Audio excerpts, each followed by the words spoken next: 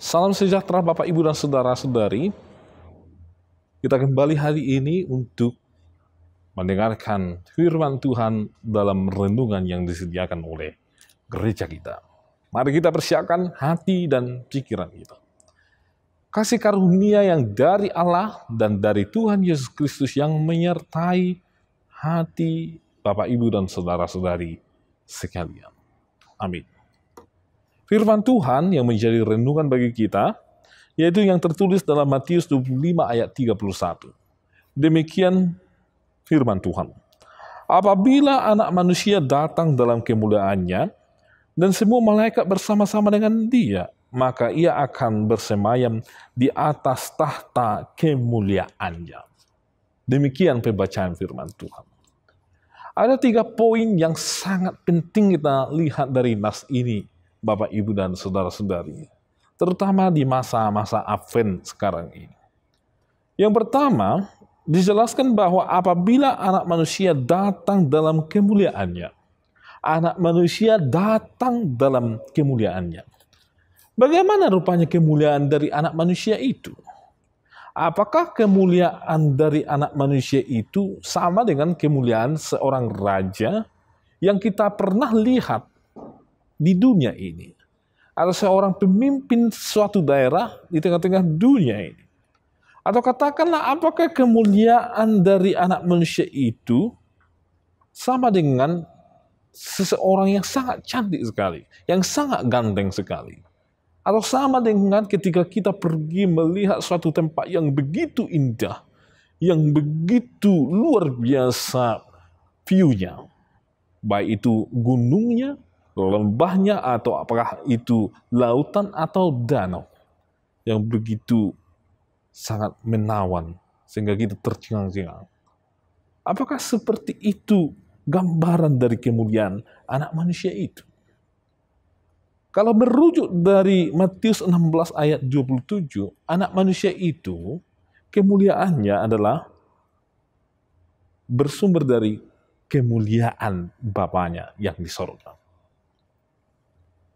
Bapak, Ibu, dan Saudara-saudari, bila ciptaan sendiri sudah mampu membuat kita tercengang, apa itu ciptaan Tuhan yang mampu membuat kita tercengang? Salah satunya adalah pemandangan yang view-nya sangat indah sekali. Bisa itu juga langit malam jika kita melihat bintang-bintang di langit yang jumlahnya tidak terhitung itu. Tidak bisa tercengang dengan hal itu. Tetapi Bapak, Ibu, dan Saudara-saudari, itu adalah masih sebatas ciptaan. Sudah mampu membuat kita tercengang, terpesona. Lalu bagaimana dengan kemuliaan anak manusia itu? Itu tidak bisa digambarkan dengan kata-kata, karena anak manusia itu akan datang dalam rupa kemuliaan Bapanya yang di sorga, yang melebihi kemuliaan-kemuliaan dari segala ciptaan yang ada di tengah-tengah dunia ini. Jadi kemuliaan Allah, kemuliaan anak manusia itu tidak bisa dibandingkan atau disandingkan dengan segala sesuatu yang ada di tengah-tengah dunia ini. Itulah yang penting kita tekankan, Bapak, Ibu, dan Saudara-saudari, bahwa anak manusia pasti akan datang dengan kemuliaannya, dan kemuliaannya tidak akan bisa disandingkan dengan apapun yang ada di tengah-tengah dunia ini. Ia sangat agung dan tidak bisa didefinisikan dengan kata-kata. Yang kedua, bahwa anak manusia itu akan datang dengan bersama malaikat-malaikatnya. Dia akan datang bersama-sama dengan malaikat-malaikat. Malaikat-malaikat tunduk kepadanya, tidak ada yang menyimpang. Hal ini menunjukkan bahwa anak manusia itu adalah menjadi yang menyuruh para malaikat-malaikat itu. Yang terbesar dari antara malaikat-malaikat itu. Bukan jadi malaikat itu yang terbesar, tetapi anak manusia itulah yang terbesar. Malaikat itu ikut kemanapun anak manusia itu pergi. Malaikat itu datang dan memuliakan anak manusia itu. Hanya Allah dan anak manusia tersebutlah yang dapat mengatur dan membatalkan apa yang bisa dikerjakan oleh malaikat-malaikat itu. Untuk itu Bapak, Ibu, dan Saudara-saudari, anak manusia itu memang jauh melebihi yang pertama tadi, kemuliaan yang ada di tengah-tengah dunia ini. Yang kedua, bahkan malaikat-malaikat yang sering dianggap orang bahwa malaikat itu adalah sesuatu yang kudus, sesuatu yang bisa melakukan pekerjaan spektakuler atau pekerjaan-pekerjaan yang tidak mampu dilakukan oleh manusia. Ternyata anak manusia jauh lebih mulia, lebih tinggi, lebih berkuasa. Malaikat-malaikat itu hanya pesuruh daripada anak manusia itu, yaitu Allah sendiri. Maka ia akan bersemayam di atas tahta kemuliaan. Karena dia adalah raja atas segala raja, karena dia adalah penguasa alam semesta yang menjadikan alam semesta, maka dia akan bersemayam atas segalanya. Tetapi ada yang sangat penting kita lihat Bapak, Ibu, dan Saudara-saudari, apabila Tuhan yang bersemayam atas alam semesta. Apabila Tuhan datang dalam kemuliaannya dan tinggal atau bersemayam. Pemerintahan Tuhan adalah pemerintahan yang adil. Pemerintahan Tuhan adalah pemerintahan yang damai sejahtera. Yang mendatangkan kesukaan. Yang mendatangkan kedamaian, kegembiraan. Yang menangis akan tertawa. Yang bersedia akan dihiburkan. Yang dahulunya dianggap sebagai seorang yang kalah menjadi seorang yang menang. Yang dianggap tidak ada faedahnya atau gunanya. Di dalam Tuhan semuanya akan diubah oleh kemuliaan Allah.